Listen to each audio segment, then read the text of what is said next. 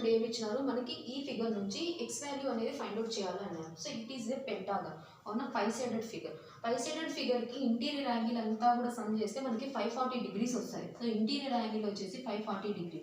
So therefore ఇక్కడ మనకి 60 ఉందనుకోండి, ఇదంతా స్ట్రైట్ లైన్ కాబట్టి ఇక్కడ వచ్చేసి 180లో నుంచి 60 తీసేస్తే ఇక్కడ 120, ఇక్కడ కూడా 180లో నుంచి 50 తీసేస్తే మనకి 130 డిగ్రీ.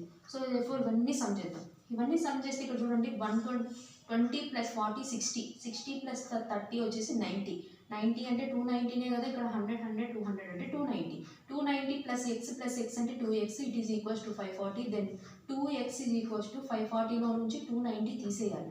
సో 540లో నుంచి 290 తీసేస్తే 2x వాల్యూ వస్తుంది 0, 14లో నుంచి 9 పోతే 5, 4లో నుంచి 2 పోతే 2.